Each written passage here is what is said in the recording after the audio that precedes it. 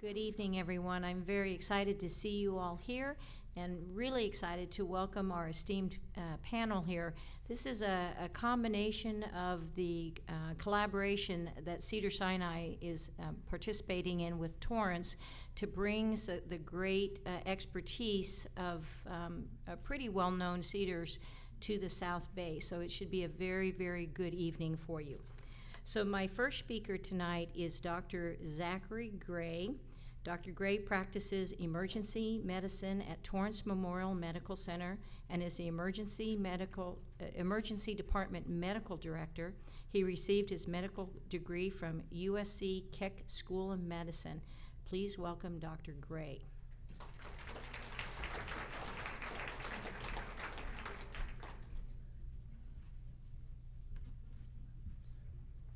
Thank you, Dr. Miller. I appreciate that. Make sure I can drive this. Okay. So, as Dr. Miller said, I'm one of the emergency physicians here at Torrance, and I want to talk a little bit about stroke from the point of view of the emergency department and from the point of view of you at home and your friends and family, and what you might want to know about stroke, risk factors, warning signs, and what to do if you feel like you or a loved one is having a stroke. The title of the talk was Time is Brain, and that relates to the fact that when you have a stroke, as soon as things start, your brain cells immediately start dying. A stroke is caused by the blockage of blood flow to a part of the brain, typically from a blocked artery from a small blood clot. And when that happens, the brain cells are very vulnerable to the lack of oxygen when the blood flow is stopped, and they almost immediately begin to die. You have a matter of minutes before cells begin to die, and the cells that die in a stroke don't come back. Fortunately, the brain is more resilient than that makes things sound, and there is the opportunity to salvage brain cells that have been injured but not killed, essentially. As far as the definition of a stroke, it's what it sounds like, the sudden death of brain cells from a lack of oxygen, and again, typically caused by a blood clot. Hippocrates recognized stroke almost 2,500 years ago, although he had some difficulty separating it from other neurologic problems and even psychiatric problems, actually. About 9 in 10 strokes are caused by blood clots, like I just described. The balance of them are caused by various types of bleeding, either from trauma or from weak blood vessels or from the accumulation of blood vessel injury over time. And about a third of strokes happen in people under age 65. So that a lot of people don't realize that. I used to be able to say that was retirement age, but sadly, retirement age is a little bit higher now. And about almost 1/5 of strokes are fatal. 18% of strokes in the US are fatal. And as you might imagine, stroke is a leading cause of disability in the US. Oh yeah, so the percentages don't show up. Anyway, there are about 800,000 strokes in the US annually, and again, the vast majority are the ischemic kind or the blood clot kind. I apologize. This is a breakdown of the top 5 causes of death.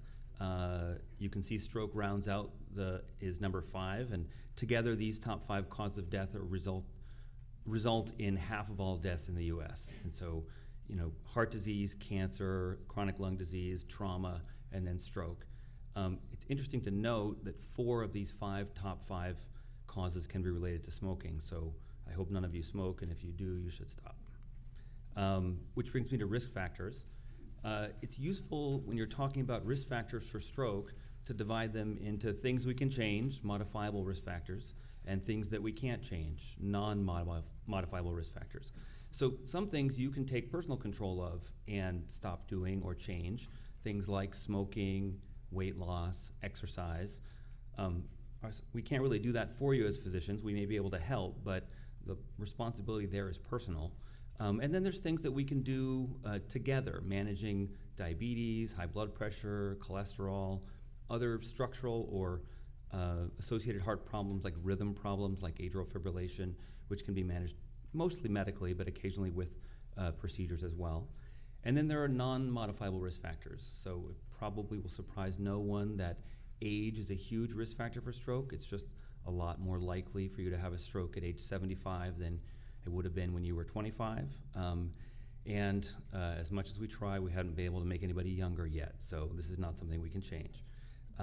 Your family history and genetics, both your immediate family and your ethnic, racial ancestry impact your stroke risk, as does your gender. Men have strokes earlier in life than women do, and they tend to have more strokes.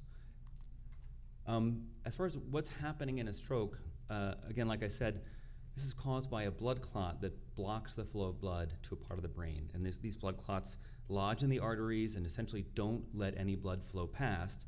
So all of the brain cells downstream are starved of oxygen. I mentioned before that cells start dying rapidly, but because of this idea that a group of cells may get blood flow from multiple sources, cutting off one source doesn't necessarily immediately kill all the cells. It puts them into this mode of injury where they're starved of blood flow and oxygen, but we have time to intervene, fortunately. Ultimately, though, blood cells that are starved for a long period of time will die, and that leads to the irreversible consequences of a stroke. What can we do about stroke? Well, for a long time, not much, actually. In the early 1800s, the sort of cutting-edge treatment for stroke and related diseases were things like endarterectomies. The first one was performed in 1807. And this is the procedure where a surgeon would go in and clean out an accumulation of plaque in the arteries of your neck. These are cholesterol plaques, like associated with heart disease. And this wasn't a treatment for someone who'd had a stroke. This was intended to prevent stroke in the future. Likewise, in the 1960s, we recognized that aspirin and other antiplatelet drugs had a role in the prevention of stroke. They're not much good at treating stroke once it happens, although we still used them, but they really are more about preventing further strokes in someone who's had one, or doing what's called primary prevention, where we recognize that you have multiple risk factors for stroke or heart disease, so we do things to try to reduce the odds that it will actually happen to you. Then in 1996, I think it would be fair to say we entered what you could call the modern era of stroke treatment. And this is when a drug was approved in the US called TPA, which is a clot-busting medication that's actually a genetically engineered recombinant form of a naturally occurring substance in our bodies that is part of this cascade of blood clot dissolution and clot formation. We're all wandering around in a delicate equilibrium between forming blood clots and dissolving blood clots. This is evident whenever you cut yourself, you scrape your elbow and you stop bleeding. If we didn't have a mechanism for blood clotting, we would all bleed to death. But if we all just kept clotting and clotting and clotting without a counteracting mechanism to abort that cascade, we would all clot up all of our arteries, and that wouldn't go well either. And so TPA is a way of putting your finger on that scale and dissolving blood clots. The problem is, as you might guess, it promotes bleeding, and so you have to use it in the appropriate person, and unfortunately it doesn't work beyond a certain point. The liabilities, the risks of the treatment start to stack up, and you start to not have any corresponding benefit. So it's only useful in the beginning of a stroke, and for a long time that was the first 3 hours, and now we're treating out to about 4.5 hours in well-selected patients. That's why time is so important. If you don't come to the hospital within that critical first 3 to 4.5 hours, we're not going to be able to offer you this standard of care treatment, just because it would not work and you'd only be exposed to the risks. And then in 2004, we had the first mechanical device approved for the treatment of stroke. And I'm sure Dr. Crothman will speak about this extensively, but this is a procedure where we're actually able to go in through the arteries in the body, the big arteries in the groin typically, and put a catheter up into the blood vessels in the neck and into the brain and mechanically pull the clot out. This is analogous to angioplasty and stenting for heart disease, where those culprit blood clots are in the heart arteries rather than in the brain. But it has really represented somewhat of a revolution in the last several years in stroke treatment. We now have a much better idea of which are the appropriate patients to do this for, and the benefit turns out to be, in well-selected patients, much bigger than we expected, and I'll talk more about that later. I'm not sure what happened there. There we go. So how do you know if you're having a stroke? Basically, the brain is ceasing to function, or at least a portion of the brain is ceasing to function normally. And we use a mnemonic, an acronym, to help people remember what to watch out for. That acronym is FAST, and this refers to the fact that most strokes will involve some combination of facial weakness, the F in FAST, arm or leg weakness, the A, speech problems, either difficulty with slurred speech or getting words out, or trouble understanding language or expressing yourself. And then the T refers to this, again, this idea that time is important, that as soon as you recognize that there's a disturbance in one of these faculties, you have to come to the hospital. Now, there are other things that stroke can cause. I mean, if you all of a sudden can't see one side of the world, that's a big warning sign. If you have trouble with your coordination or your balance, feel dizzy, lose feeling on one part of your body, anything like that, especially something that happens suddenly. I mean, this happens like, 1 minute you're fine, the next minute you're not. Strokes are abrupt.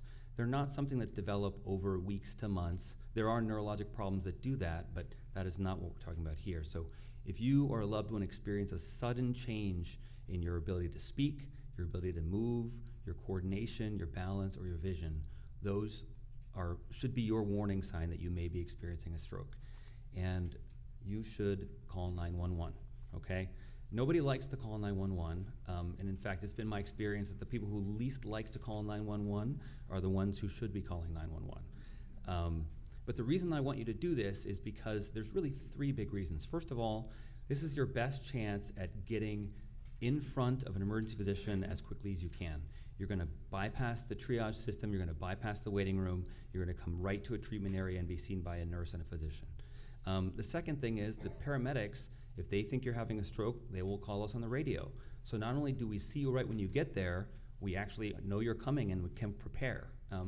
May not seem like much, but minutes matter in these circumstances. And so really does behoove you to call 911. The third issue is that if you call 911 and they recognize that you're having a stroke, they'll take you to the right type of hospital. It's not the case that all hospitals are created equal along these lines, and some hospitals specialize in stroke care and can provide the full range of stroke care, and others cannot. And the 911 system will help you access the right hospital quickly. So you'll come to the emergency department, and it will be quite chaotic. The first thing that should happen is that you'll be evaluated by a nurse and a physician. The emergency physician will take a brief history, and they will ask you about your symptoms, and then they will probably ask you multiple times when your symptoms started. Or if you can't tell us exactly when your symptoms started, they will ask you, when is the last time you're sure that you were well? Because of the time pressure involved in the treatment with this drug TPA, this is the most important issue, aside from figuring out that you're having a stroke and it's the ischemic kind of stroke. The most important piece of data that we need from you is, when did this start? And all of our treatment decisions are going to be predicated upon that. After that initial evaluation, you will visit the CT scanner, also known as the donut of truth. This will tell us if you're having the ischemic kind of stroke or the bleeding kind of stroke. And this is another very, very important piece of data that we really can't obtain any other way.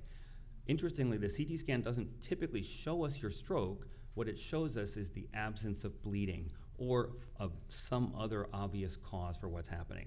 I mean, if you come in weak on one side and we find a giant brain tumor, then probably the discussion about stroke is going to end at that point. But presumably those symptoms wouldn't be brand new. When you come back to the emergency department here at Torrance, this is likely to be the next thing that you see. This is our stroke robot that connects our ED staff and you with a specialist stroke neurologist at Cedars-Sinai. This is Dr. Song's group at Cedars, and they provide essentially immediate stroke consultation for our stroke patients. I have to admit that I was a little bit skeptical about this in the beginning. I didn't think that using a telemedicine solution where a physician interacted with a patient by a robot and a TV screen was going to be effective. I thought, especially in stroke patients where you're likely not to be able to communicate well and might be a little disoriented, this would be a difficult interaction. I have to say that I'm happy to have been proven wrong. I think that, first of all, they do as good a job as they would if they were at the bedside, by all accounts, and there's really no surrogate for them being instantly available. I think it's probably true that even if we had stroke neurologists on campus in the hospital 24/7, the response times probably would not be as good as they are with this telemedicine solution, because it really doesn't matter where they are or what they're doing. They're carrying a tablet computer around, and they can link up with us essentially instantly. Our response times run around 4 to 5 minutes with this, which is pretty fantastic. Usually, they're on the robot waiting for you to come back from CT scan. And so the first thing you see when you come back is this. The nurses and techs will help the stroke neurologist put you through a more comprehensive neurologic exam than you received initially, and they will be integrating their sense of what's happening with you by asking questions about your symptoms, your exam findings, and then the other data that's coming back. One of the other things that will have happened before you went to CT scan is that you will have your blood drawn, which tells us some important things with respect to whether or not that medicine TPA would be safe for you. Around about the time the neurologist is completing their evaluation, we start to get results back from the CT and the blood work, and then we're in a position to make a treatment decision.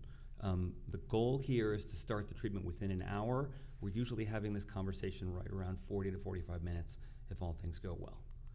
There's another graphic showing the same thing, except I think our times are a little better than this.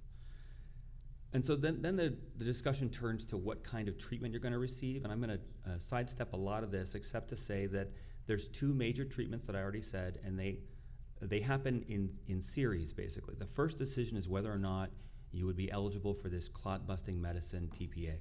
And that, provided it's not the hemorrhagic kind of stroke, the bleeding stroke, and provided you've come in within the treatment window of 3 to 4.5 hours, then you would be at least considered for this treatment. And then it kind of comes down to a judgment call based upon 2 major factors. It's actually quite complicated, but the 2 major factors are how severe is your stroke and how high is your risk of bleeding from the therapy. And those 2 things are balanced against each other.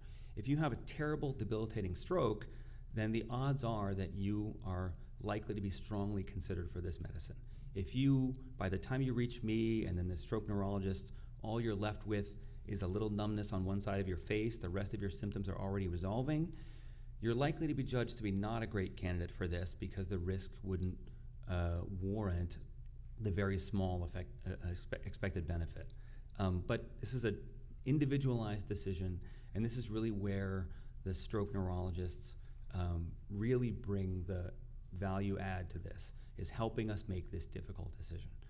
The second decision, whether or not you receive TPA, is whether or not you need or are a candidate for this other procedure, the thrombectomy I was referring to before.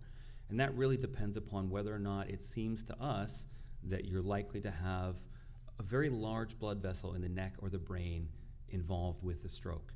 If we think the blood clot is likely to be in a large blood vessel, we're likely to send you back for more imaging to both find the blood clot, make sure it's in a location that's amenable to being removed, just technically that's feasible, and secondarily to evaluate how much of the brain tissue is likely to be salvageable. And again, that decision is made based upon those factors.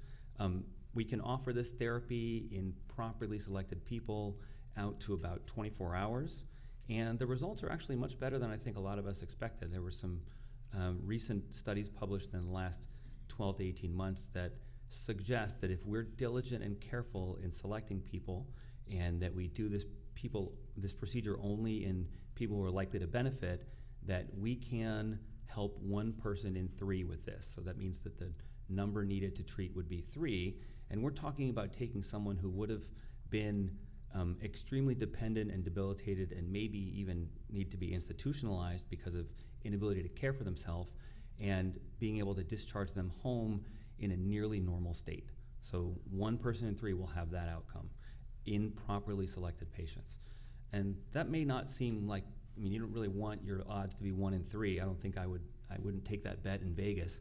But if you compare this to other things that we do in medicine, it's actually a pretty astounding result. There's not a lot of stuff that we do that has results on this order in terms of the positive impact that it can have. As an example, many of you may be on medicines for your cholesterol. Lipitor, the statin medicines.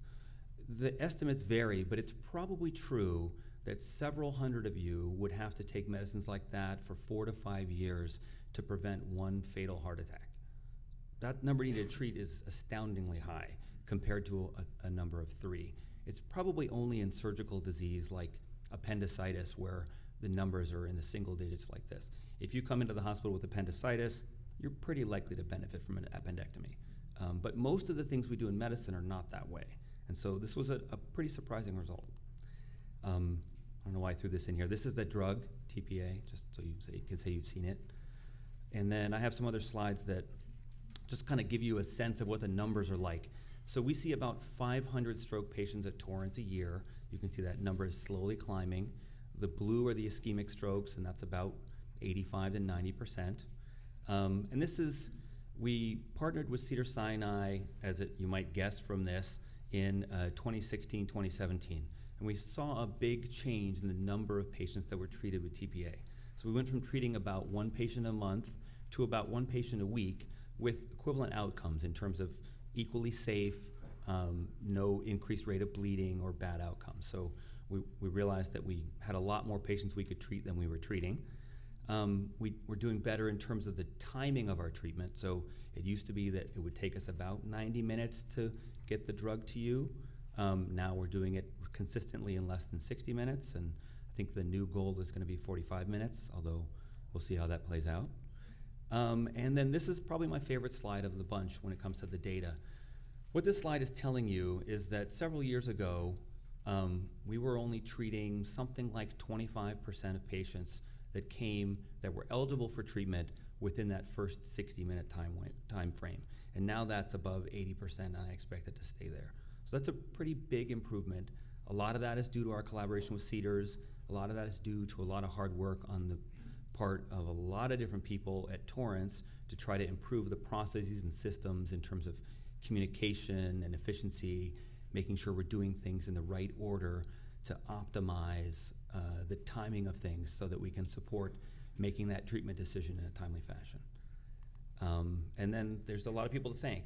So there's a long list of people who were instrumental in bringing about these changes, and I won't subject you to the whole list except to say that Bernie Ullman, who was the long-suffering chair of our stroke committee, he really pushed us over a number of years to do better, and I think that he deserves a lot of the credit for what we've achieved. So, any questions? I guess I'll table questions for written questions afterwards.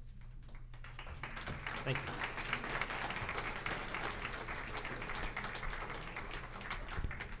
Thank you, Dr. Gray. That was a great overview. Our next speaker is Dr. Shley Song. She's a board-certified vascular neurologist with clinical expertise in the treatment and management of acute strokes. Dr. Song is also the Torrance Memorial Medical Center Comprehensive Stroke Program Medical Director.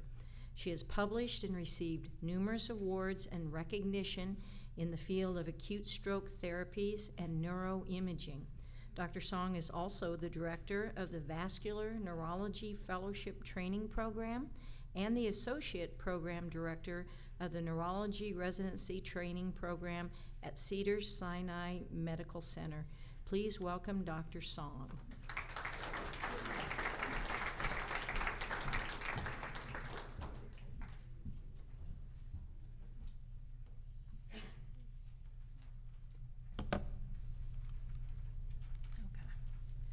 Well, it's my pleasure to be here today to talk to you about something I'm truly passionate about.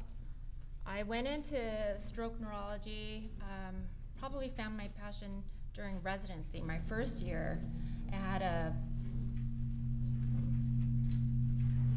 maybe I need to move this here. Okay. I had a patient that had knee replacement surgery. He had atrial fibrillation, an irregular heartbeat, and he was off his blood thinners. This patient came in for better mobility, coming in for that knee replacement surgery, so he stopped his blood thinner medication as advised, and the nurse the next day found him with the facial droop, all the things that Dr. Gray talked about earlier in terms of signs and symptoms of stroke. The nurse quickly recognized that he was likely having a stroke. He couldn't talk. his right side of the face was drooping and his right side was weak. We couldn't assess his leg because that's the operated leg and the right leg. But I remember there, I thought it was truly tragic that he comes in to get this knee surgery to try and move around better, and then he's coming in possibly experiencing this devastating event where he would be paralyzed on one side of the body.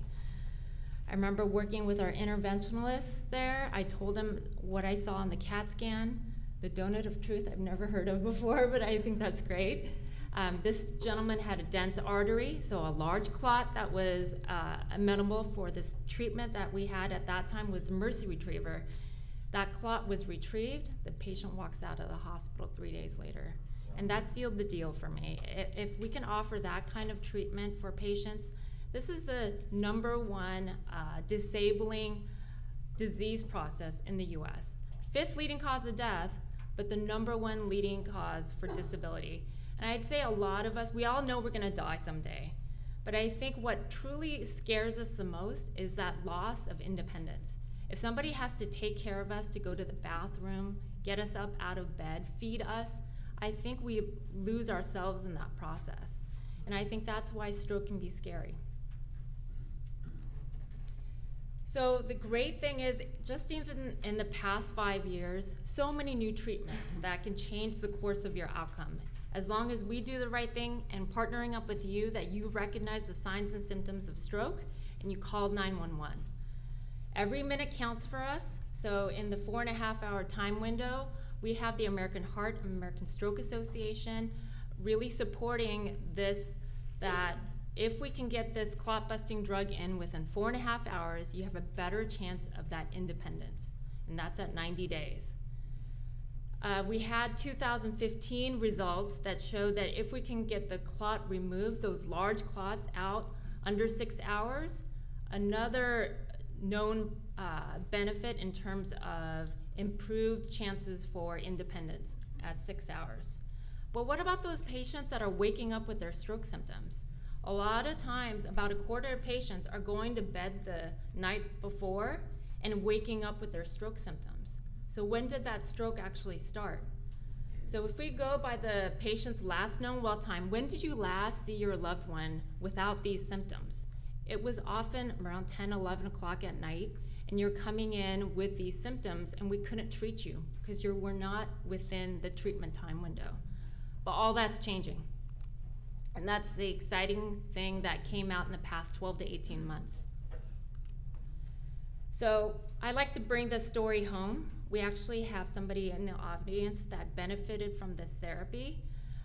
And we had just talked about this at Stroke Council with Dr. Ullman and our interventional group about what we would do if this patient comes into our ER the next day. And this happened a couple days later. So Mr. Baker, he is 60 years old. He's working, he's left-handed, and he goes to bed at 10 o'clock.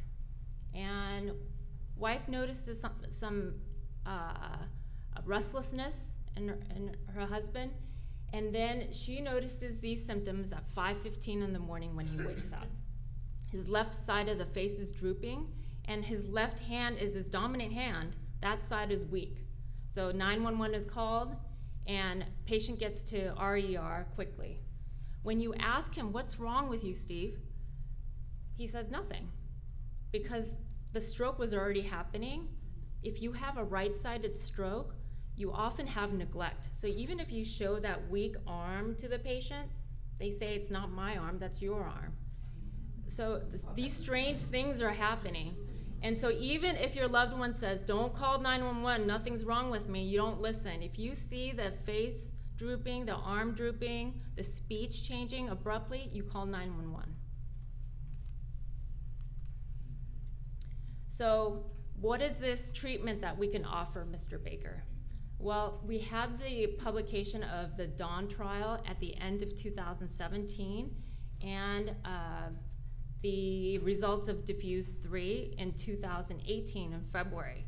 What these two trials showed us is that we can offer this therapy in terms of getting that clot out with our interventionalists out to the 24-hour time window. but we have to carefully select these patients.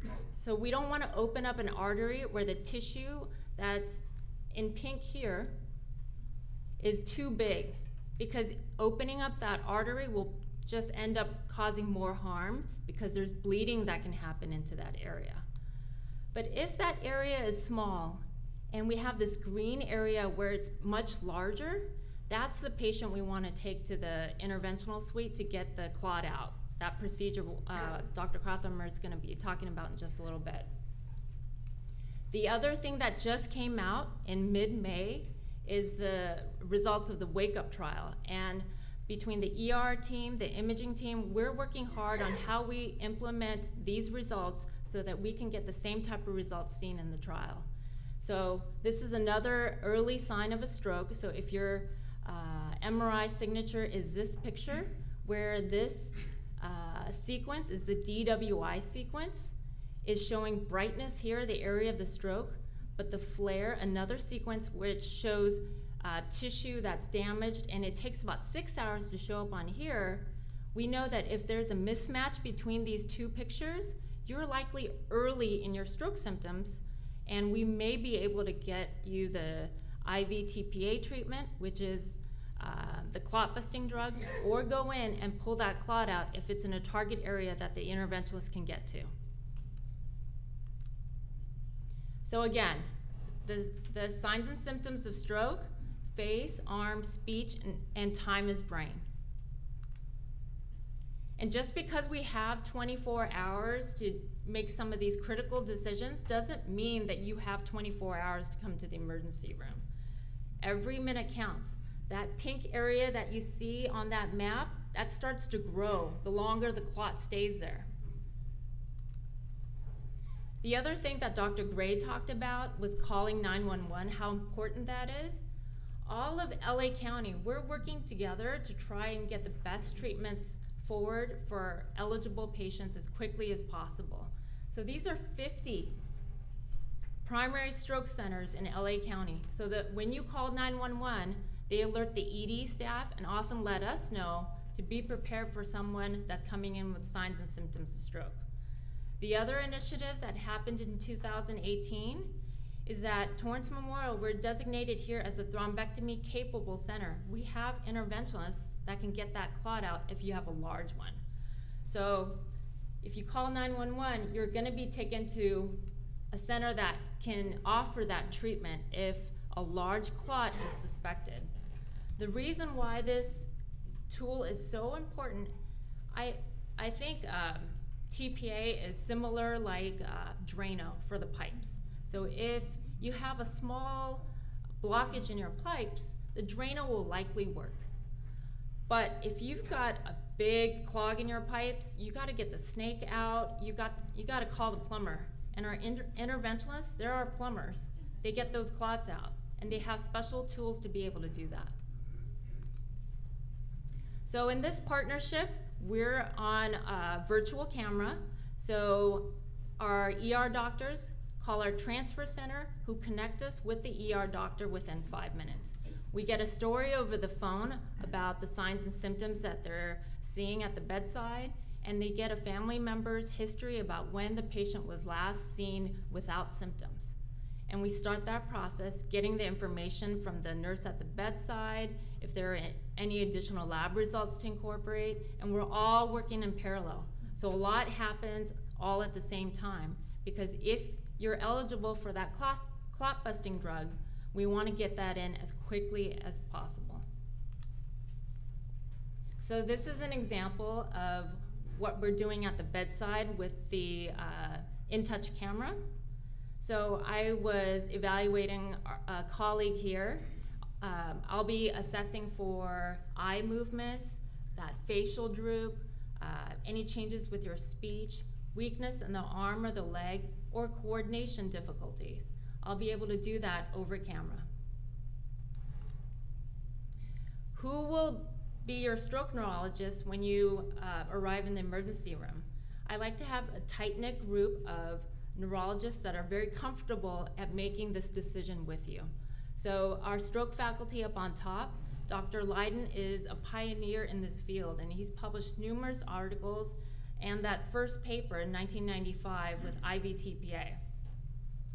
Other close colleagues of mine, Dr. Schlick and Dr. Dumitrescu, they're both vascular neurologists that are truly passionate about this process and all the therapies that we can offer. We also have a code brain panel of physicians that see in a majority of their practice about 25% to 30% of their patients are stroke patients. So they're well versed in making this decision with our ER team. On our end, this is what it looks like. So if we're at our desktop computer, we're seeing you on the camera, and we can take a look at the CT scan that was just done right before we got on camera. So you're coming back from CT, and I'm taking a look at the pictures that were just done. And why we move so fast is because we have all these benchmarks we want to meet.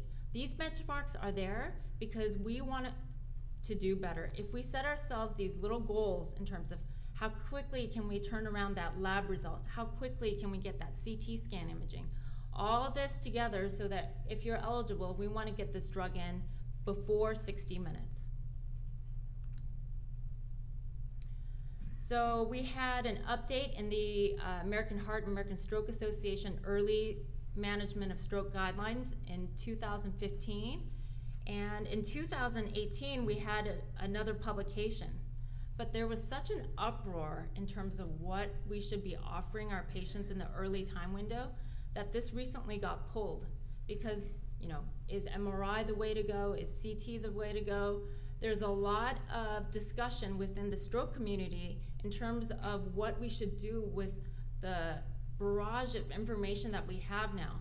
These results are exciting, but unless we know exactly what to do with it and get on the same page, there might be some delays in terms of what we decide to do. So this consensus statement is pending, and this will be coming out in August this year. The other things that we want to do is rule out stroke mimics. What that means is just because you have that facial droop or the speech change or the arm weakness doesn't necessarily mean you're having a stroke.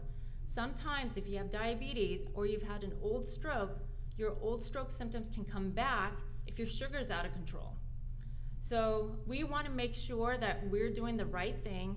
If we're going to be offering this TPA treatment, we want to be treating the clot type of stroke, not these diagnoses here. So that's why it's really important when we're asking about when these symptoms started. And then other symptoms like a headache, did you have any other symptoms like visual changes, things like that, because migraine symptoms can mimic that of stroke. And the one thing I do wait for before I make my TPA decision is always the blood sugar, because that has thrown us off many times. Just by correcting the blood sugar, getting your normal blood sugar can often resolve a lot of the symptoms that we see at the bedside. So the Diffuse 3 results is what we incorporate now with this imaging tool. So the cool thing about this is, so once you get the clot busting drug, if you're eligible for it, that's going in. You go back to the scanner to get this imaging. And that's that pink and green map where if you have a small area of the pink and a large area of the green, we're gonna be calling our interventionists for help. And I wanted to show you what we did for the DAWN trial. So patients were coming in beyond that 6 to 24 hour time window. So we knew it worked if you were coming in within 6 hours, but we didn't know that this worked if you were beyond that time window. So participating in stroke trials really helps move our treatments forward in terms of what we can offer. So I'm so grateful to the patients that have contributed to the science that led to these discoveries. And so what we were looking for here is if you had that large clot, meaning a clot in the internal carotid artery, that's a major blood supply for a whole hemisphere of the brain, or the middle cerebral artery, that's a large blood vessel that feeds almost a third of the brain there. So if he had those large clots, some of these patients got the device to get the vessel open, and some were medical management only. And we found that in this trial, most patients had the clot in that middle cerebral artery. That's that large blood vessel that's feeding about 1/3 to 2/3 of the brain. And look at this. A good percentage of patients are wake-up strokes. And Dr. Gray referred to this number here. There's not much in medicine that is this powerful. The number needed to treat for somebody to walk out of the hospital with independence was less than 3. So this is for every 3rd patient that we bring to the angio suite that's fitting the inclusion criteria in terms of that small pink core, larger green area. One patient was spared from a life of being dependent. Similar results seen in the DIFFUSE trial, and here's that clot retrieval process that it's zoomed in on the vessel here. Let me see if it works.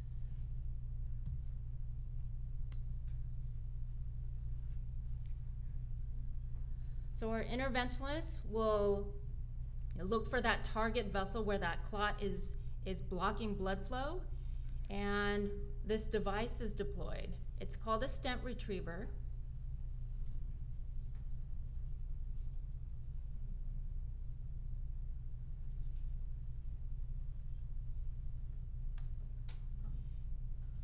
And it starts to coalesce with that clot. It bonds with that clot, and the stent retriever is removed with the whole clot in place, hopefully. But sometimes they have to pass that catheter 2 or 3 times to get that clot out.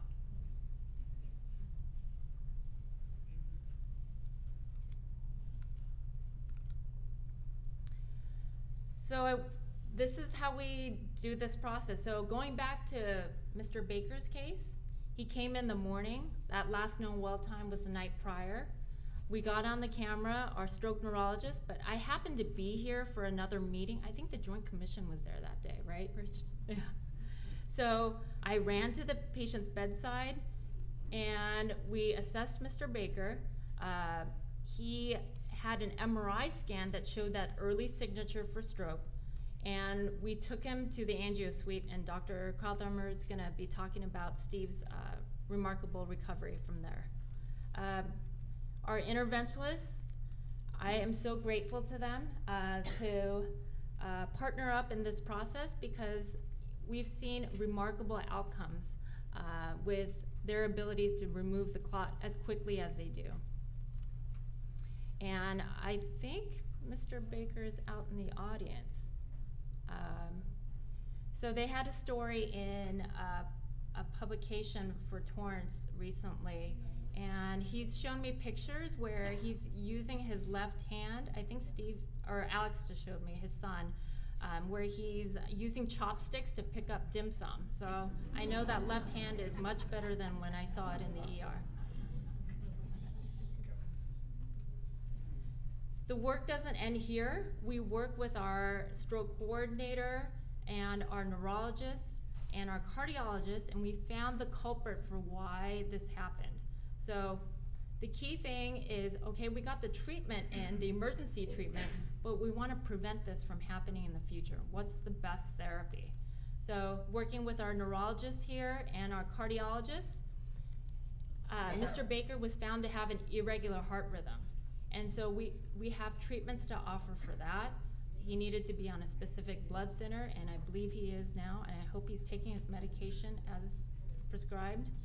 By the way, if you're on aspirin, take your aspirin. That's amazing stroke prevention treatment. I know so many patients that think because it's an over-the-counter drug, it's less than $5 a bottle, I can miss a week, I can miss a month here and there. That's not true. One of the mainstays that we have for stroke prevention is the aspirin a day, if that's what your doctor puts you on. So make sure you're compliant with your medications, meaning if you're gonna stop your medications, you gotta let your doctors know.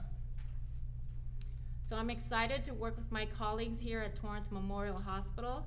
I grew up in the South Bay, and I've seen remarkable things happening here. I mean, the Lundquist Tower, the Cancer Center, the Heart Center, lots of philanthropy here, and generous donors have made this happen. Very grateful to the stroke team at Cedars-Sinai, and wanted to do a shout out to Dr. Alexander, who gave a Grand Rounds presentation at noon today. He's offering coiling therapy for patients with aneurysms. So we talked about 80% of patients that are coming in with stroke are due to that clot type of stroke, but another 15 to 20% of the time, it's because of bleeding in the brain. And in those cases, we may find an outpouching of a blood vessel, and the best therapies that we can offer there is coiling. And our neurointerventionalist, neurosurgeon, Dr. Alexander, has been able to provide this procedure with the help of our IR team at Torrance Memorial.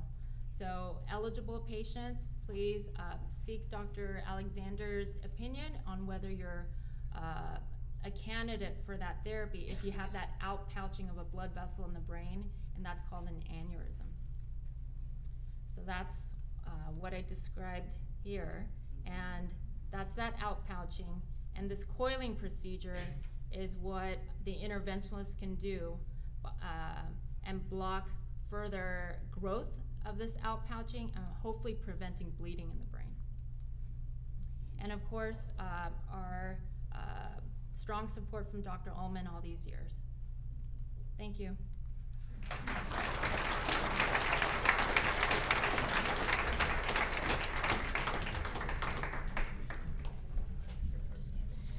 So we're going to have a little technical work here.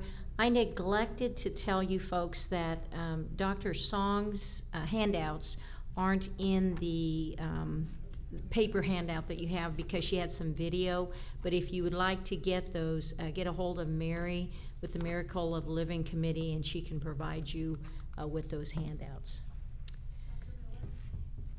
Yes? They can write their name, an email or something on the papers over here at the break. So for everyone to hear, there's a paper at the back. You can write your name and email at the break, and they can get those handouts to you. So continuing on, our next speaker is Dr. Richard Krauthammer. He has been in practice with the Torrance Memorial Medical Center Department of Radiology for over 30 years.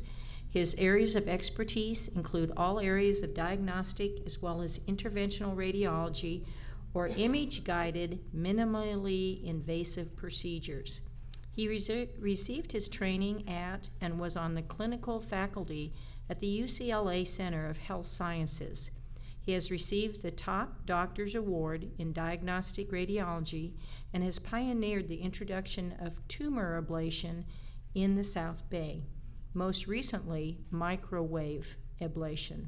He has authored multiple scientific papers in the field of interventional radiology.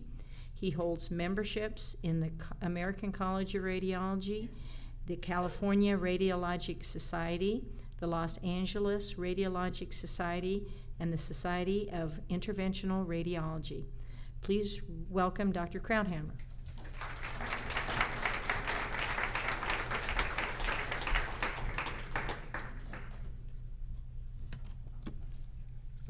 Thank you, everyone. Thanks for coming, and we'll get started. So basically, I'm a plumber. And as people have alluded to, and a shout out to my other fellow plumber here, Dr. George So. He actually pioneered the first thrombectomy here that was done outside of UCLA. First one in the South Bay in the, what about the mid-2000s? Was that it, George? Yeah. At any rate, our goal is to safely open the pipes, and we'll discuss that in a little more detail. So what we like to discuss is the penumbra, which is salvageable brain tissue. That's the green area that we showed. And I won't go into the detail of these trials. They've already been covered. But the penumbra can be damaged by, as you see, seizures and other things like high glucose, and that can be corrected in the emergency room. We do want to avoid bleeding, and we want to avoid brain swelling, because those things can kill you. That's why you have that 3-to-1 ratio of good outcomes. So the ER and the neurologist are talking to me about the patient, and so just go back. So we have the same differential diagnosis of other things that can mimic strokes. So again, we need to put it in the truth machine. I actually didn't know Dr. Gray was going to use that term. We use it all the time, but I really do like the donut of truth. That's a good way to put it. So we use these two things to use mainly the CT scanner, but also the MR scanner. So I'll show you some examples of things that can mimic. Sorry, we can't hear you in the back, so you need to move the mic Oh, up a little bit. Okay. Speak more into that. Sorry about that. Thank you. Okay, can everyone hear me now? Okay, good. So I'll give you an example of things that can mimic strokes. These are tumors, and they have these kind of round areas. This one lights up with contrast. This one has a lot of edema around it, and again, it's a round thing. And we know that that's not a stroke. And here are examples of bleeding in the brain. These are, again, CT scans. So blood on a CT scan acutely is going to look white. This is covered with red, but basically this would be a white subdural hematoma. People that fall, have trauma, hit their heads, or this is what we call an epidural hematoma, which is another type of bleeding around the brain, not in the brain. And again, just to kind of reiterate, these are different types of strokes. 85% of these are going to be the one where the blood vessel is being blocked. The other 10% are hemorrhage within the brain, and the subarachnoid hemorrhage. The subarachnoid hemorrhage can be due to a bleeding aneurysm, as Dr. Song mentioned, and fortunately now we have the expertise from Cedars-Sinai with Dr. Alexander and his associates to be able to treat that kind of thing here locally. I think this is a really good representation of the type of etiologies, the things that can cause a stroke. And basically, it can be anywhere from in the heart. We can have blood clot in the left ventricle. We can have blood clot in the left atrium, which is the atrial fibrillation that has been mentioned as a heart arrhythmia. We also have plaquing or cholesterol within the aorta or blood clot within the aorta.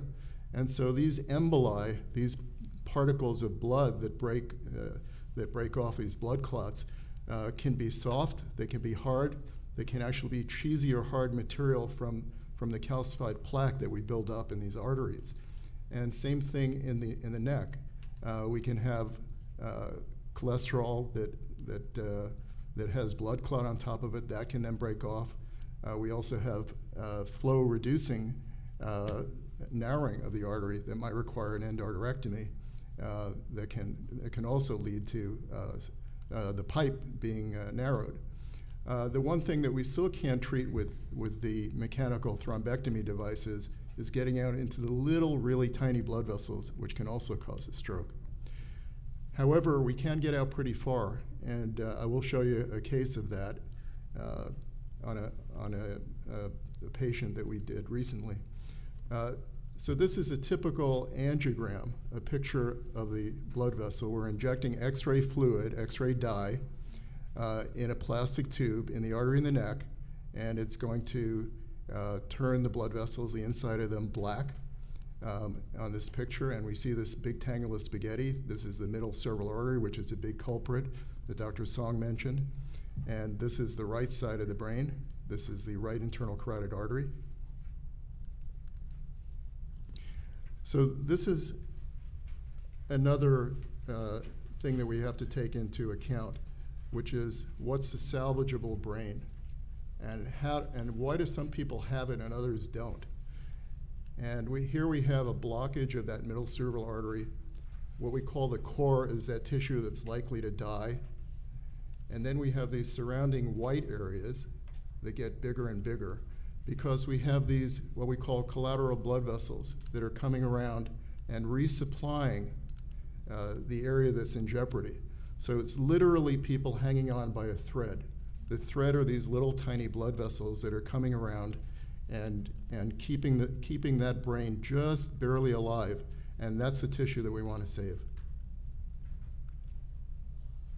So here are two examples of the, I give an example of we're on the 405 and it's closed, and we want to get on the side streets, and the side streets are going really slow. So that's a good example for, let me just go back. So here we can see we're slicing through the brain. These are CT slices. This is right, this is left, this is back, this is front where the eyeballs are. And we can see that when we're slicing through it, that on the CT scan, the blood vessels are lighting up on this side, the left side, looking normal, but we don't see those blood vessels on this side. No collaterals. However, in this particular case, we have the collaterals that I mentioned, the little threads coming around. And here you can see that we do have those collaterals reaching the brain and supplying it, waiting for us to intervene. So what's the result of this? The result is that here, this is what happens after a stroke. This is damaged brain that's never going to recover. It's dying, and it turns this kind of darker color. At this other level, the collaterals, those side streets, got up higher, and this is saved. So that's what we want to do. We want to save as much of the brain tissue as we can. So collaterals are good. And everyone's saying, well, do I have them? Well, the honest answer is we don't know until your artery is blocked. And when your artery is blocked, you may luck out and be one of those 1 in 3 people that has this and get a good result, but others won't. And fortunately, we're able to intervene and get a lot of people better, but some people won't get better. And there are drugs that are out there right now, experimental drugs, to try and increase these collaterals. These collaterals open up very quickly when we knock out a major artery, but not everyone has them.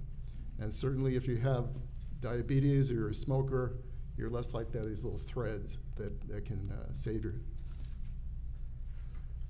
So what can happen? Well, what can happen is you can get bleeding into the brain. And why does that happen?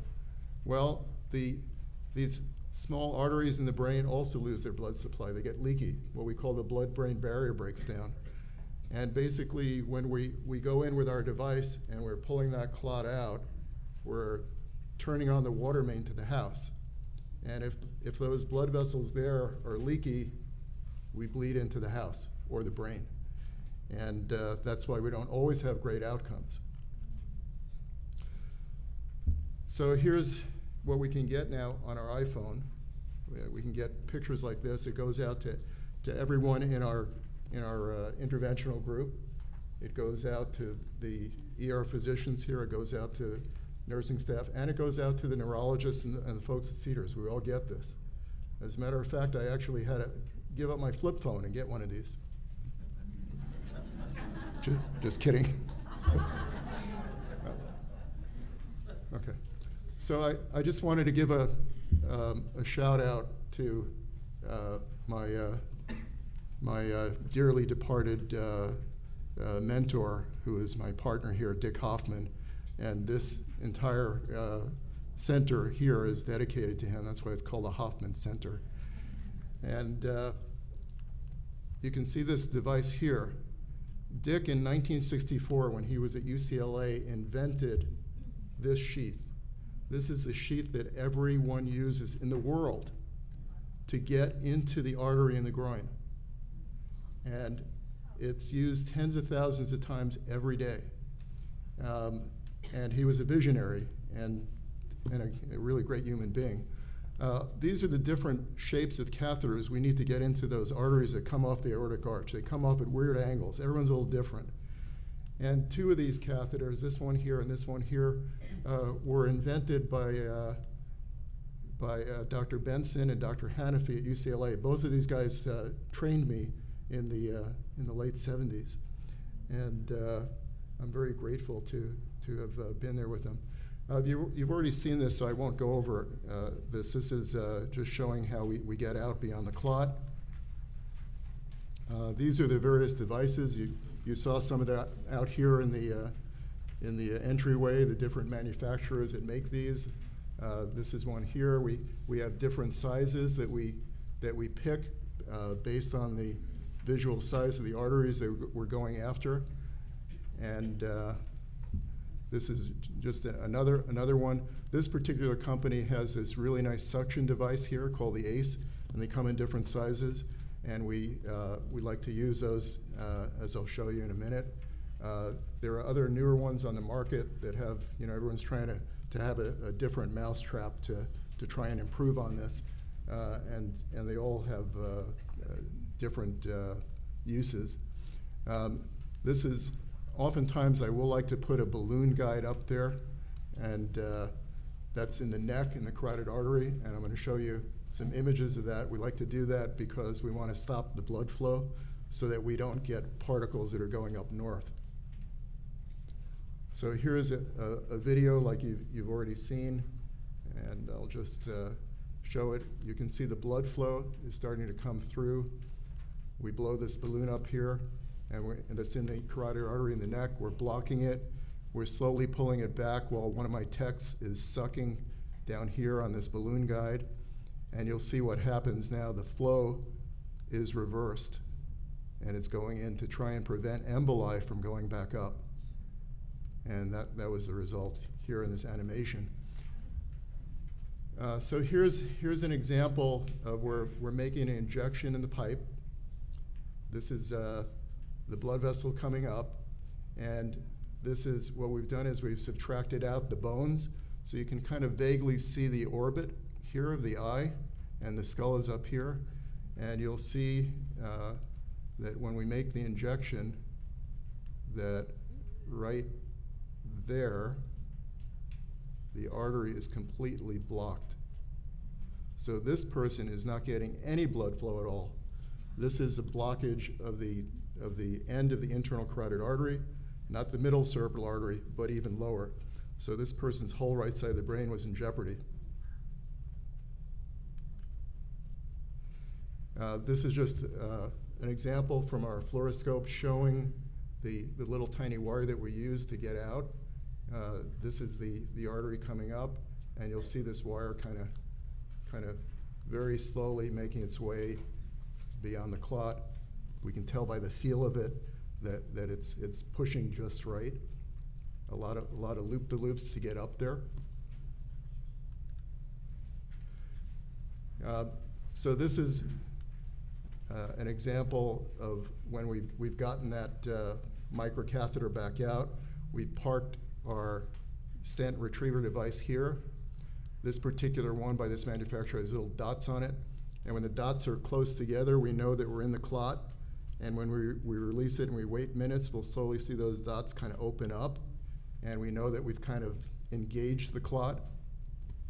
And you're going to see when I run the animation, you'll see the balloon catheter inflated with a little gray fluid in it. And it's going to bounce up and down because the heart is really pumping, and it's going to push that artery. Right here, you can see it. It's moving up and down with the blood flow, and this is all moving. And we wait 5 minutes. I can tell you it's the longest 5 minutes I've ever had. Every time I do this, 5 minutes seems like a lifetime. And then we hold our breath, we pull it out, and then we take a look, we see some clot, we hope we got it all out. We make an injection. And this was the patient, the artery was completely blocked here, it's now open. This case was done by one of my partners. We have now 4 of us in the group that do it, so that if someone is tied up or on vacation, There's always someone to do it. If 2 people come in at once, which has happened, we can take care of both of them. And this person was 32 years old. This person was on steroids, which can cause blood clots. He was a kind of a muscle builder, and he had a hole in his heart. So it passed from the vein through the right side of the heart to the left side of the heart, and then up into the brain. This was done by my partner, Dr. Beck, and this patient walked out of the hospital. This is Steve Bakers, who's here in the audience. He's a 60-year-old gentleman that had that wake-up stroke. This happened in February of this year. In January of this year, the New England Journal article, the Dawn trial that came out, said we can go out to 24 hours, came out. And this was our first wake-up stroke. I still had my flip phone. We didn't have the rapid software, so we did the MR, and the MR shows a lot of his right-sided brain in jeopardy. Remember, he's left-handed, and right side supplies left side. At any rate, a lot here, nothing here. No pink, a lot of green. Green means go, so we went. He had a very, very distal blockage, very, very subtle, really tough to see. I'm going to show it to you right there. It's this little white area right there. It actually was partially blocking the artery, not completely. There was still a little flow squeaking by it, but we can see that these vessels were filling much slower than the others. So this is the way it looked when we were done. That little white area is gone. And how do I know it's gone? Well, Dr. Song already showed it to you. There it is. That's what I pulled out. And I teased it off the stent retriever device, and there it is. That's on my index finger. It's that small. So here's how we got that out. And you can see how far, here's his orbit. So we're really far out near the edge of the brain. And it required a couple of passes. The first time we didn't get anything out. The second time we used this suction device. And we just telescope them, one inside the other. So we have the suction device here. We have the little microcatheter here, the little microwire out here. We pull this wire back. We put out our stent retriever device. And then we cork this right onto the clot. And we can tell that instead of getting blood, all of a sudden it stops when we're pulling with a syringe. And that's how that one was. So here's another one that I'm going to show you. This one is a little more extensive even than any of the others I've shown you. So I'm going to show you the anatomy first so you kind of understand what we're talking about. This is the common carotid artery that comes up in the neck, and it branches into the external, it goes to the facial branches, and into the internal, it goes up into the brain. So keeping that in mind, we injected this patient. And here's the common carotid coming up, and it's branching. These are the branches going to the face. This is the branch that should be going up to the brain, and it's blocked right there. So nothing is getting up into the brain from the neck. So again, we use these devices, much bigger suction device, and we had to pull clot out multiple times. This was not quick, but this is what that patient was left with when we were done. This is just some of the clot that we got out of that patient. And this patient survived, but did have deficits, but more than likely would have died. And my final one I'll show you is an unusual one. Sometimes we'll get clot in the back part of the brain, where the brainstem is and the cerebellum. It affects balance and basic things like breathing. And this is the vertebral artery, and it comes up in the back of the brain and goes to the basilar artery. And the basilar artery that I'm going to show you was blocked right at the tip of it. We call that a basilar tip occlusion. And this is just showing you, this is the right internal carotid injection that you've seen multiple times. Everyone kind of looks the same. And here is a left verbal artery injection I made, and it forms the basilar artery, and then it forms, again, this kind of T-shaped bifurcation. And it's in the center of the brain. You see, it's not on one side or the other near the orbits. So this is in the back of the brain. We're just looking at it front ways. So here's the injection in this patient. The artery is coming up, and it just blocked right there. So, starting to look a little familiar. We put our microcatheter out. We got all the way out. We made an injection to make sure that we're beyond the clot, because I didn't know how extensive it was. And I can see the route in a little tiny blood vessel that's open. So I knew that if we put our stent retrieval device out here and we put our suction device, that we could get it. And this is before and this is after. Okay. And finally, I'd just like to show you one video on another patient that we did. Patient was a woman in her 80s, left-sided middle cerebral artery, which you'll see. Again, left side, she was right-hand dominant. It affected her speech as well. And when we did her, her speech was just barely, very difficult to actually understand what she was saying. After we pulled the clot out, as we were getting her off our table, she thanked me. She knew exactly what happened, and she had a beautiful British accent. And you're gonna hear the video right now.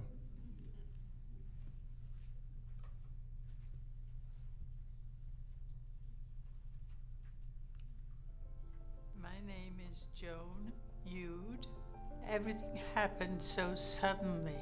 I felt as if a huge wind had just thrown me. So this is a view of Joan's head, and I'm making an injection of X-ray fluid, which looks dark. The end of my tube is right about here, and you can see the artery coming up. This is the main artery called the internal carotid artery. It branches, and this is the main branch that supplies the left side of the brain, called the left middle cerebral artery. And right here, it is completely blocked. Realized very quickly that this is not right, because I couldn't move my legs. And the symptoms of a stroke can be anything from sudden onset of loss of function of an arm or leg, loss of vision, difficulty or inability to speak. Or all of a sudden, your coordination is off and you cannot walk. That is a trigger for a 911 call. The next thing I knew, the paramedics had arrived. It was going to disable her for life if she would even survive it. She was older, and so a stroke like that can be very devastating. As soon as a patient is brought to the emergency room physician notices the stroke symptoms. They're getting some history that the patient had the start of the symptoms within a treatment time window. I was able to quickly evaluate her, look at the CT images, which showed this complete blockage. We immediately knew that she had what we describe as a left MCA syndrome, so a blood clot most likely lodged into the left side of her brain. She immediately needed to go for something called mechanical thrombectomy, which is a fancy term for removing a blood clot that's blocking that artery. It's very important to get the blood flow back as quickly as possible, because you can lose up to 2 million neurons a minute. Time is brain, and so every minute counts. Everyone knows this, so everyone's working fast and in parallel. So as soon as the CT angiogram is ordered, behind the scenes, Dr. Crothomer is calling the anesthesiologist, calling the technologists in, the nursing team that is all needed to help treat this patient. They've developed basically what we call a stent on a wire, or a stent retriever.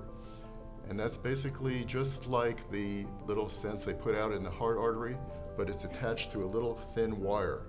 And so that goes out in the brain, in the artery that has the blood clot. We let it slowly open up and grab the clot, and then we pull the wire, and we also use suction, and we get that clot out as fast as we can.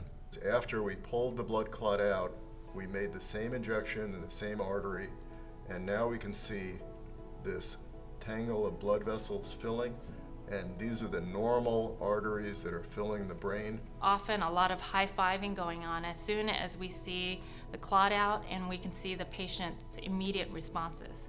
Kind of similar, I can say this because I've witnessed my wife have a baby, but everything is quiet in the room and there's a bunch of movement going around, but the 1 minute or the 1 second that that baby actually makes that scream is a very similar sensation that we get once we see the patient moving and or the clot retrieved. So it's very exciting to be able to walk into a room after all she's been through in the last 3 days, to review the images, review the test results, review her rehabilitation, and realize that she's made almost 100% recovery, and to be able to tell her that she is no longer needed to be in the hospital. This patient went from a devastating stroke scale to essentially normal. This is why I'm doing this. This is why I love what I do. It all happened like a dream, and the care was just so wonderful.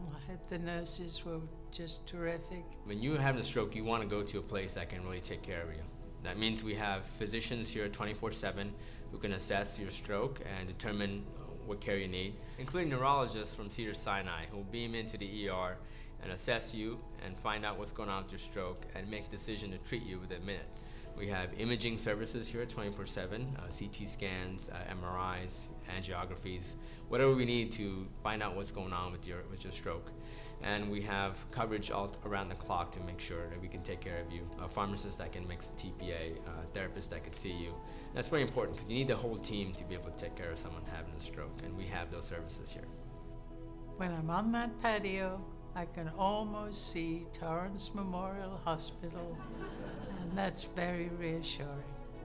I will never forget everything that they did for me. And God bless you all, and continue with the good work.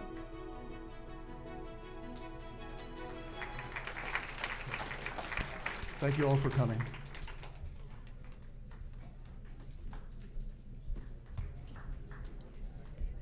All right, so we've had a lot of good information, a lot of good visual things. We want to take a few minutes break so people can get up, maybe go to the bathroom, but most importantly, if you have questions that you'd like to get to the panel, fill out those pieces of paper, get them back to the Miracle of Living members, and we'll try to get back here maybe in 5 to 7 minutes, just so we can give the panel enough time to get to questions. Okay, I think we're going to go ahead and get started here. We have a number of questions. Some of the questions I will probably direct specifically to one of the panel, but others I'll just let the panel kind of chime in what they want to do. So our first question is, I have numbness in my left side, hip to feet and toes. Doctors say it is nerve compression. How do I know it's not a blood clot?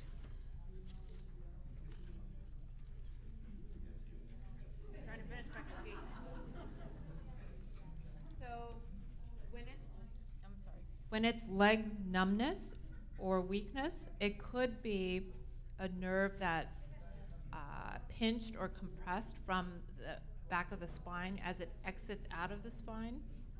And when you have numbness that so during the neurologic exam, we'll be checking for the area of the numbness and also the patient's strength in that leg. And if it's more likely to be a compressed or pinched nerve, we can do additional tests like a nerve conduction study or an EMG, and also doing MRI imaging of the lower spine to see where the nerve is compressed. When it's the brain, we often see more face, arm, legs type of symptoms, or face, arm. It's rare that we just see leg symptoms. I hope that answers your question. Okay, so the next question is, it's actually threefold here. What does the neurologist do? When during the night does the wake-up stroke happen? Is it closer to bedtime, closer to wake-up time? And the third one, when I call 911 with symptoms of stroke, will they always take me to Torrance Memorial or someplace else? As far as when the stroke happens, nobody knows. I don't think there's any good data to suggest that you're more likely to have a stroke right after you go to bed or right before you wake up in the morning. And that's kind of the point, is we don't know when it happens, so we end up having to assume that it happened the longest possible time in the past that it could have happened to be safe with our treatments. As far as what the neurologist does, I mean, they add a lot of expertise with respect to making sure that what we're looking at is actually a stroke rather than a stroke mimic. That was brought up several times, but that deserves a lot of attention, and a lot of the intellectual work that gets done is trying to make sure that we're actually going down the right pathway. Now, with MRI and with the advanced CT scans that actually show the clots and so forth, there's a lot more accuracy in knowing what we're treating. But in that initial treatment window when we're deciding whether to give the clot busting medicine or not, a lot of that revolves around not seeing blood on the CT and being convinced based on what your symptoms are and what your exam is like that this is a stroke and not something else masquerading as a stroke. That's really, and then the decision, the complex decision making about which treatments are right for which patient. Yes. So that is individualized when we're evaluating the patient. So a disabling symptom to one person might not be for another person. So we have this risk-benefit discussion with patients and family members, and we often ask what the patient enjoys doing. We really want to take into account your quality of life here. So I had a patient that was a news reporter, and slurred speech would not allow him to return back to work, and he loves what he does. And so when we talk about the risk of TPA, we're talking about bleeding risks. And Dr. Krothamer had shown that if the clot was there too long sometimes, or it could be there for a short period of time, but there's a lot of damage that's done to the blood vessel, we give the clot busting drug and it could cause bleeding in the brain.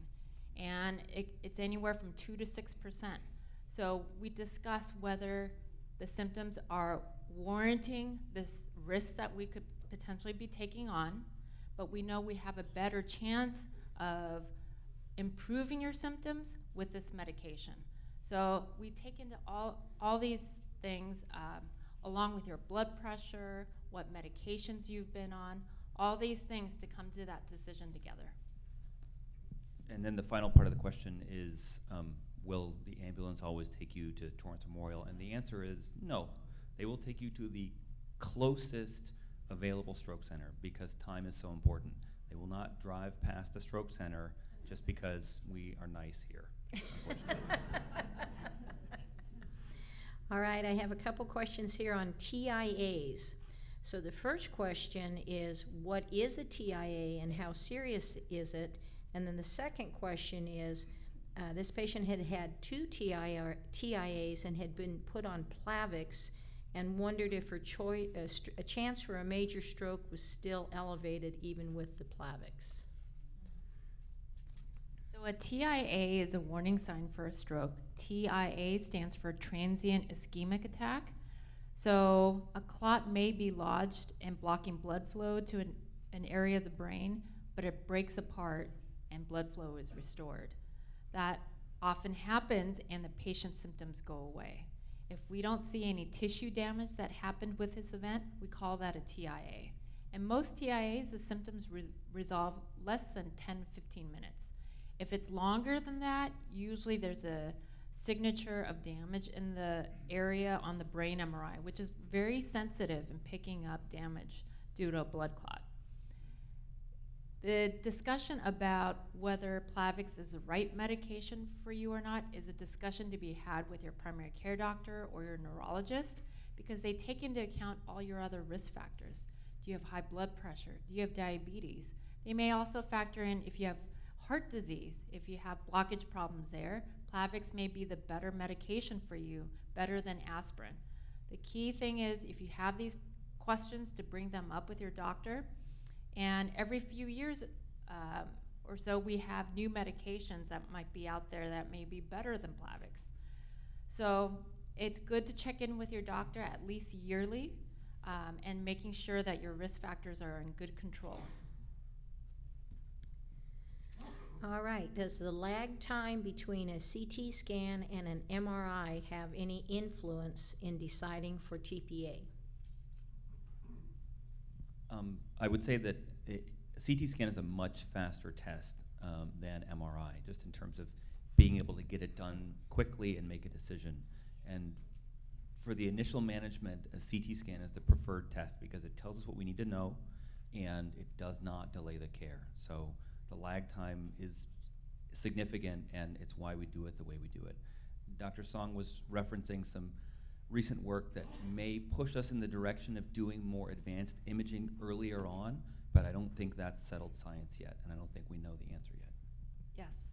So a lot of times when we think this is clearly signs and symptoms of stroke, we just want to make sure that we're not dealing with a tumor or not dealing with bleeding in the brain. CT scan's the way to go. We get them really quickly here at Torrance Memorial, less than 10 minutes, the CT scan's done. It's right next door to the ER as well, so that's also very important. MRI is very helpful for when we're dealing with the question of, is this a new symptom or is this my old stroke symptoms coming back? So when we're in the gray in terms of what we think this is, the MRI is much more sensitive than the CT scan is in helping us answer that question. So when time to answer whether you're a candidate for TPA or not, CT scan is our preferred method. But if it's a question of, did I have a stroke or is this my old symptoms coming back? Could this be because there's an infection going on? That's when an MRI is useful, and it can help us with the diagnosis and our treatment plan. All right, so this question says, will this technology become widely available, or is its complexity too great? And I will add to that not only the technology, but the expertise that the people that do the thrombectomies have. So any comments from the panel on where we're going with this? Well, that's an interesting question. Being an older radiologist, I was exposed to doing maybe 4 to 5 carotid angiograms a day, just diagnostically. And now the people coming out of training don't do diagnostic angiograms anymore because we have the CT angiograms, which are non-invasive. So they don't get as much hands-on experience getting up a carotid artery and doing it safely, except for people who are in special fellowship training programs that involve this kind of work and also doing aneurysm work. But there aren't enough of those people in the country to take care of everyone. So it does become an issue, and I think as this becomes more and more mainstream, that eventually it will be kind of a subspecialized practice where it's done by people that have catheter skills, and those catheter skills can be either by radiologists, and we're the ones who invented it, but also by cardiologists, by vascular surgeons even, by neurosurgeons like Dr. Alexander, who trained at UCLA and trained under a radiologist to learn how to do what he did there. So eventually this will become available at many more centers, but you need really specialized equipment in order to do it. What we did to do these cases, we have something called a biplane fluoroscopy, which is a very expensive machine so that we can look in 2 different directions when we make that injection and get what we call a front view as well as a side view simultaneously. And not all hospitals are going to have that, and not all hospitals are going to have the personnel to do it. And that's okay. It should only be done at centers that are big enough to support it and have the expertise to do it. If you live near a small hospital, it's okay to go there if you have a broken arm or you need your appendix taken out. But if you want to have this treatment done, it's going to be done at a few select centers, and Torrance Memorial is definitely going to be one of them. Yeah, there's definitely gaps within California and the United States in terms of offering this life-saving therapy. As a field, we're talking about how we're going to close that gap. whether there are going to be different areas in medicine that will train fellows to be able to do this procedure. That's all being discussed now. In the meantime, we know that we're all bridging together to be able to cover the smaller hospitals that do not offer this therapy. So we get calls from our transfer center all the time from neighboring hospitals that do not have an interventionalist available. They will ambulance transfer the patient, or we've gotten patients from Bakersfield, San Joaquin Valley, helicoptered in. So that's the way we're able to offer this life-saving therapy to areas that don't have interventionists available. And I would just add that the same thing stands for here at Torrance. We're gearing up to be able to provide this service to patients at other hospitals where they don't have immediate access. Same. All right, I have a question about an old drug called Vioxx. Could that have caused a hemorrhagic stroke? And then is there any drug to prevent hemorrhagic stroke?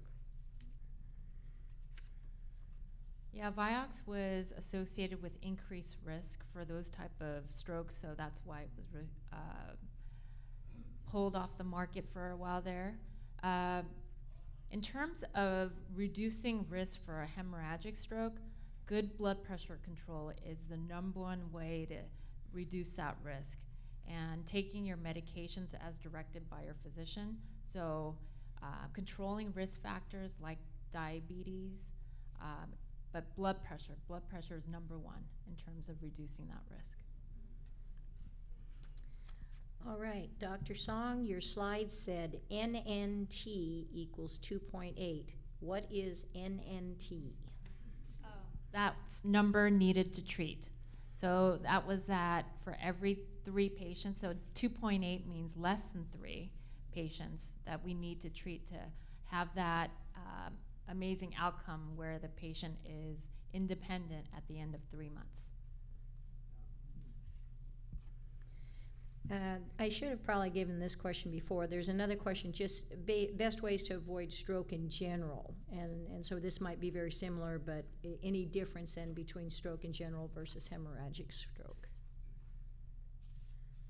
Well, stroke in general, as I said before, the #1 risk factor in the United States is high blood pressure.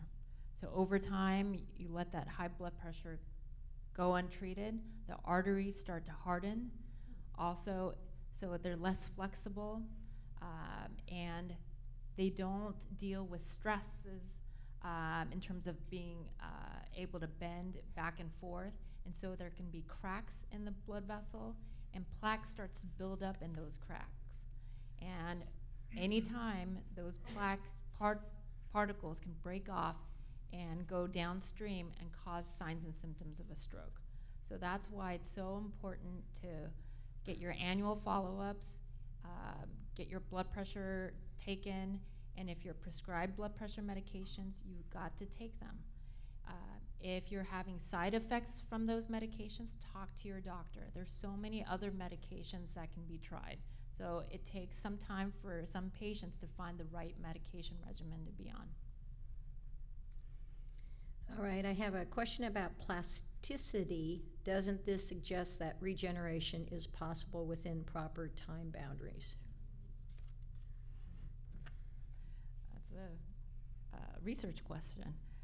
So we know that with the brain, the tissue that is gone from the stroke, meaning the tissue that's infarcted, that's the dead area, that doesn't come back. But plasticity refers to the brain being able to make new connections.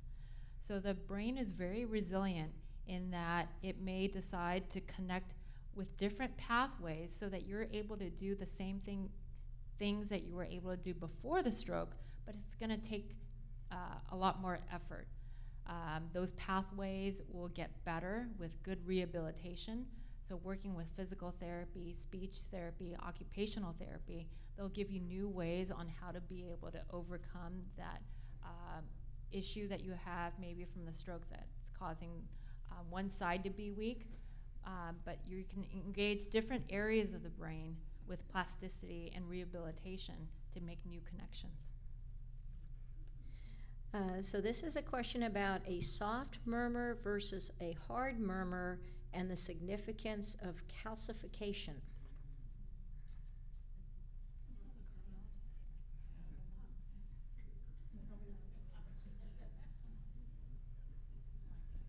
Sure. So, I mean, frequently we're talking about soft murmurs where it's a subjective categorization that makes us think that they're more likely to be benign. A harsh murmur is more likely to represent a very tight restriction in flow that's just much more audible when you listen with a stethoscope. It's not directly related to stroke or stroke care, except insofar as valvular heart disease is related to the development of irregular heart rhythms that can promote stroke. So that's probably the best I can answer that question. But again, that soft versus hard is really more of a characterization of the way the murmur sounds when you listen. It doesn't really imply a lot necessarily about the origin. And if you really want to know what's causing your heart murmur, an echocardiogram properly interpreted by a cardiologist is the way to know whether or not there's a structural problem with your heart that represents an issue for you. So that's what I would say to that. And in terms of the calcification, that may be due to certain areas where there's high stress and there's some damage to the artery there, and there's some buildup of the plaque. And some of that plaque is made up of calcium, some of it's made out of cholesterol in softer areas, or sometimes even blood clots on the plaque itself. So we're able to look at things like a CT scan of the chest and see areas where the vessels look calcified. All right, how important is the cerebral angiogram that was ordered 6 months post-stroke follow-up successful coiling after my hemorrhagic stroke surgery at Cedars? Very important. So, yes. The reason why is because, so that last picture I showed where you have that outpouching, so that outpouching area probably had a little tear in the blood vessel that caused the bleeding. So the coils are placed in there, but sometimes some of them can come out, or there's another outpouching because one area is taken care of, but there's a little pocket left of that outpouching, that aneurysm, and we want to be able to see that and catch that and treat that if possible. So it's to make sure that the procedure that you had 6 months prior was a successful case. All right, this is an interesting question. What capabilities for stroke treatment does Kaiser Permanente have?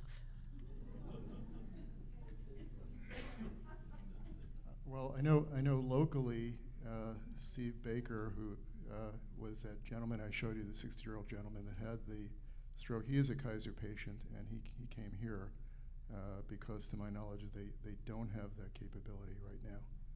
Yeah, they don't have that capability in the South Bay, but they have those capabilities at the Kaiser Sunset.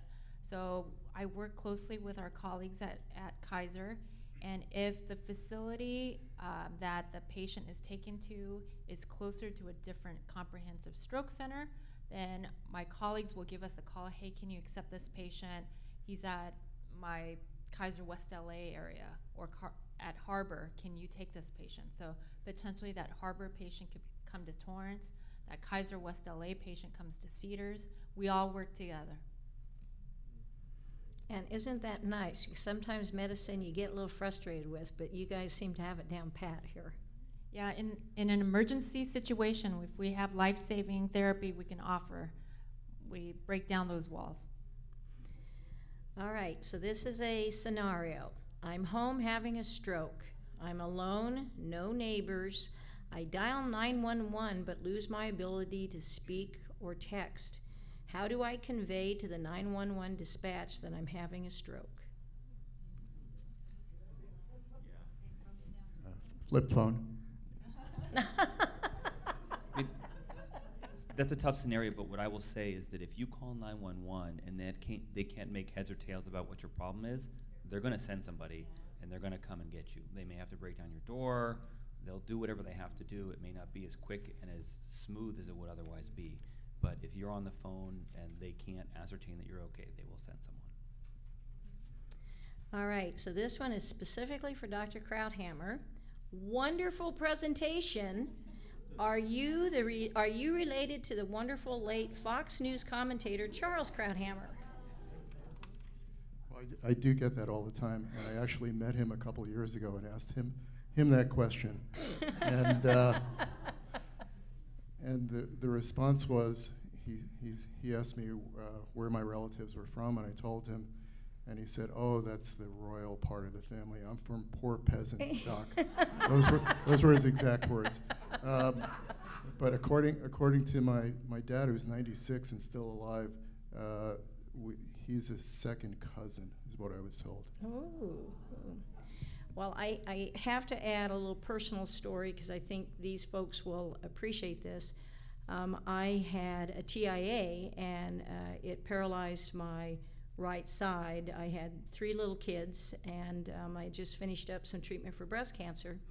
I couldn't move my right side of my body, and I couldn't talk, but my brain was going a mile a minute. I knew stuff was going on. And it was a great experience for me going into medicine because I really identify with stroke patients. That's got to be the scariest thing in the world, to feel so helpless and know something is so wrong, but you can't even communicate what your needs were. I was lucky the TIA passed. They ultimately found an abnormality in my lung, and the interventional radiologist coiled that abnormality, and I've been perfect since.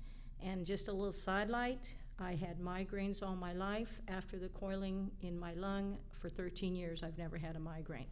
So my personal thanks to the people that make it their jobs to learn expertise that the rest of us just marvel at. So with that, I want to ask a good round of applause for our wonderful panel.